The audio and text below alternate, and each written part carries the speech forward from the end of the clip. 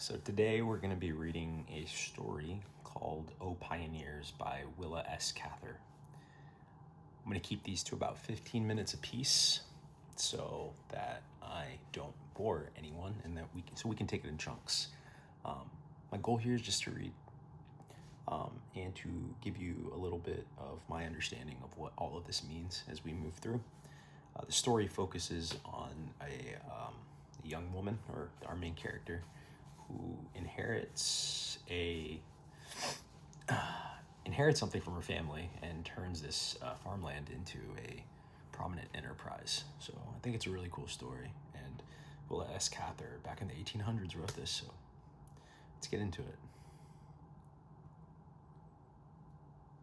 Part 1, The Wild Land. One January day, 30 years ago, the little town of Hanover, anchored on a windy Nebraska tableland, was trying not to be blown away. A mist of fine snowflakes was curling and eddying about the cluster of low drab buildings huddled on the gray prairie under a gray sky. The dwelling houses were set about haphazard on the tough prairie sod. Some of them looked as if they had been moved in overnight, and others as if they were staying off by themselves, headed straight for the open plain. None of them had any appearance of permanence, and the howling wind blew under them as well as over them.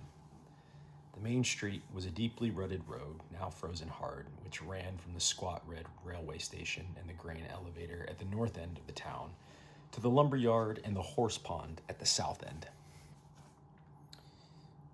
On either side of this road straggled two uneven rows of wooden buildings.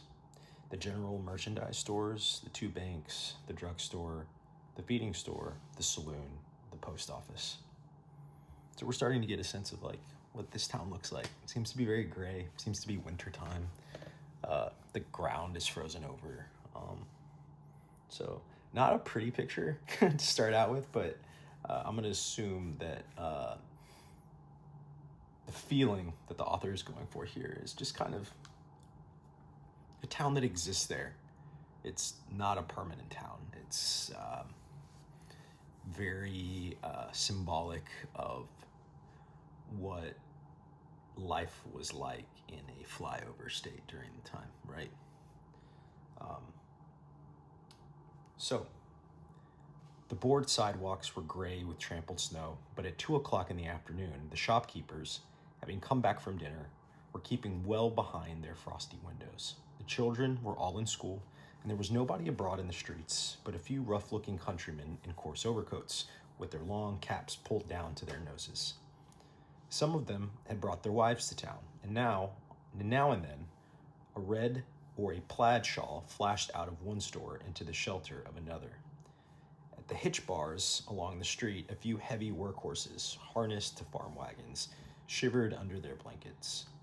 About the station, everything was quiet, for there would not be another train in until night.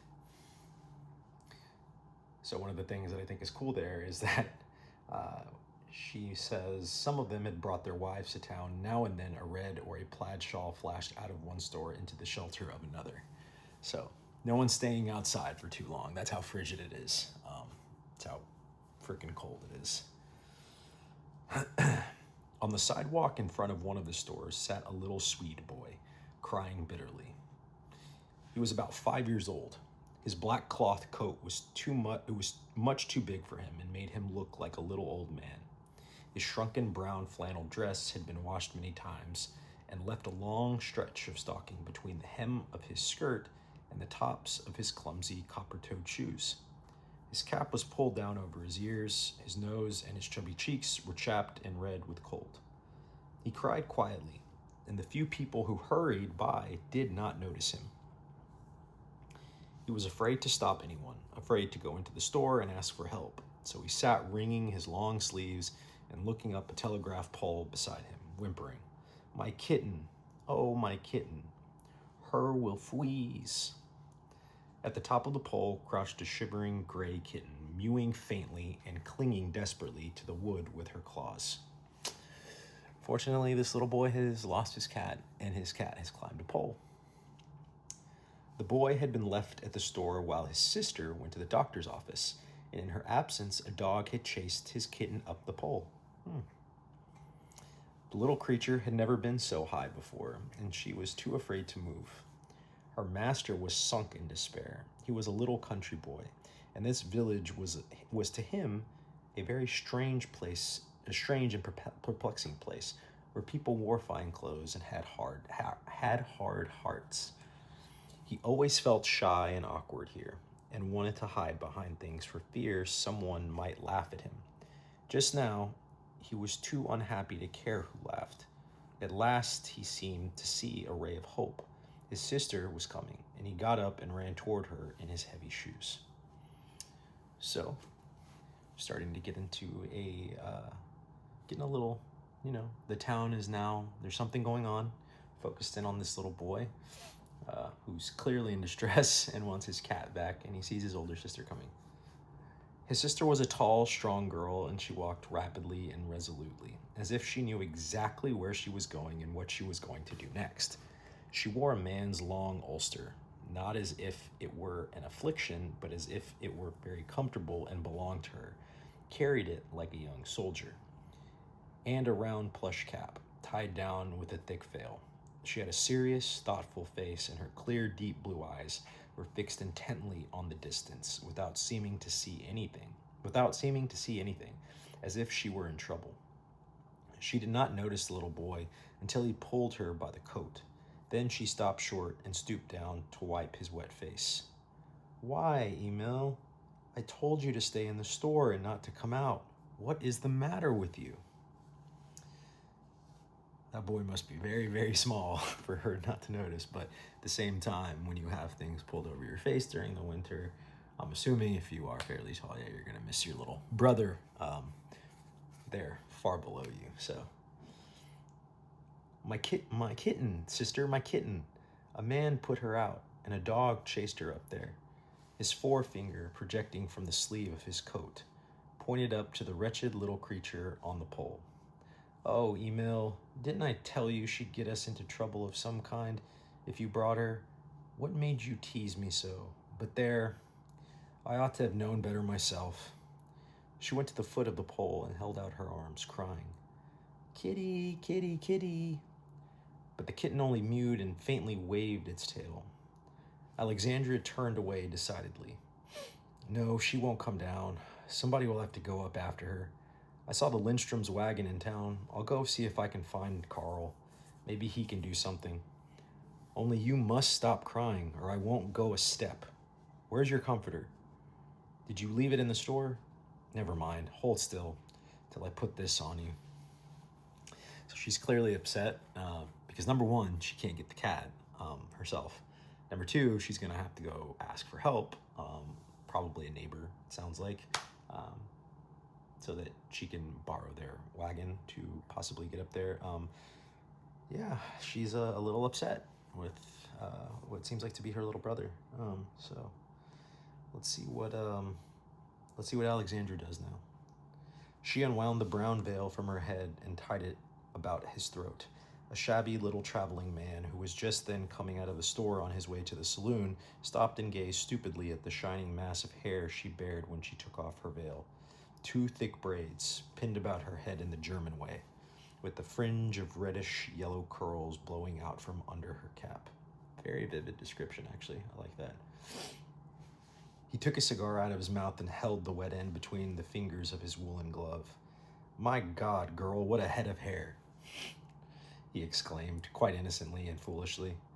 She stabbed him with a glance of Amazonian fierceness and drew in her lower lip most unnecessary severity. It gave the little clothing drummer such a start that he actually let his cigar fall to the sidewalk and went off weakly in the teeth of the wind to the saloon. Gave him a little attitude there. His hand was still unsteady when he took his glass from the bartender. His feeble, flirtatious instincts had been crushed before, but never so mercilessly. He felt cheap and ill-used, as if someone had taken advantage of him. When a drummer had been knocking about in little drab towns and crawling across the wintry country in dirty, smoking cars, was he to be blamed if, when he chanced upon a fine human creature, he suddenly wished himself more of a man? While the little drummer was drinking to recover his nerve, Alexandra hurried to the drugstore as the most likely place to find Carl Lindstrom. There he was, turning over a portfolio of chromo studies, which the druggist sold to the Hanover woman who did china painting. Alexandra explained her predicament, and the boy followed her to the corner where Emil still sat by the pole. So she managed to find Carl, and Carl is obviously handing over some sort of pictures that that were sold to a woman that did some china painting. So kind of cool. I'll need to look up what chromo studies are, but I'm pretty sure they're maybe kind of the equivalent of what we would consider like a roll of film. What are those called?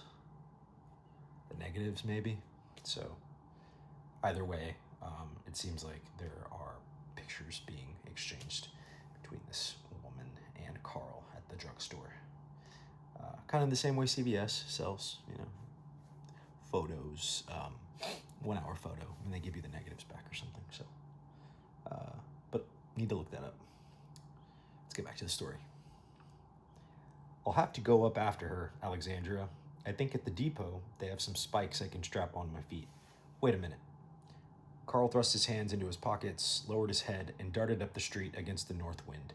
He was a tall boy of 15, slight and narrow-chested. When he came back with the spikes, Alexandra asked him what he had done with his overcoat. I left it in the drugstore. I couldn't climb in it anyhow. Catch me if I fall, Emil, he called back as he began his ascent. I don't think that if they're describing Emil as being very small, I don't think he's going to be able to catch Carl, but I think that was a bit of humor that the author's dropping in there. Alexandra watched him anxiously. The cold was bitter enough on the ground. The kitten would not budge an inch. Carl had to go to the very top of the pole, and then he had some difficulty in tearing her from her hold. When he reached the ground, he handed the cat to her tearful little master. Now go into the store with her, Emil, and get warm. He opened the door for the child. Wait a minute, Alexandra. Why can't I drive for you as far as our place? It's getting colder every minute. Have you seen the doctor? Yes, he is coming over tomorrow, but he says father can't get better, can't get well. The girl's lip trembled. She looked fixedly up on the bleak street as if she were gathering her strength to face something, as if she were trying with all her might to grasp a situation which, no matter how painful, must be met and dealt with somehow. The wind flapped the skirts of her heavy coat about her. Carl did not say anything, but she felt his sympathy. He too was lonely. He was a thin, frail boy with brooding dark eyes, very quiet in all his movements. There was a delicate pallor in his thin face, and his mouth was too sensitive for a boy's. The lips had already a little curl of bitterness and skepticism. The two friends stood for a few moments on the windy street corner, not speaking a word, as two travelers who have lost their way sometimes stand and admit their perplexity in silence. When Carl turned away, he said, I'll see to your team. Alexandra went into the store to have her purchases packed in the egg boxes and to get warm before she set out on her long, cold drive. So I'm going to pause there or stop there on page 9 of 171. It looks like we have maybe a couple of pages to go, but I think that's a great stopping point for now. I want to keep these to 15 minutes and break all of the stories that I read up into 15-minute increments. I love what the author's doing here. Kind of setting up a really cool scene. It's very cold. It's what she calls a kind of a temporary Nebraska town that doesn't have structures in place that seem like they belong there or that are permanent, right? And then she zooms in on a little boy in distress in this town, kind of like obviously trying to find a way to get his kitten down. We're introduced to his sister, Alexandra, and another character, Carl, right? And Carl is a neighbor, somebody from the town who knows these two folks. And we end on this kind of tanging a little bit, right? And in this first video, we're gonna stop here, but we get a sense that there's something going on in the family, and Alexandra's dad is sick. So we will find out what happens in the next video, or in the next time we actually take a moment to read. So hopefully y'all come back. I'm gonna keep on reading. I'm just gonna read for y'all. That's what I'm gonna do.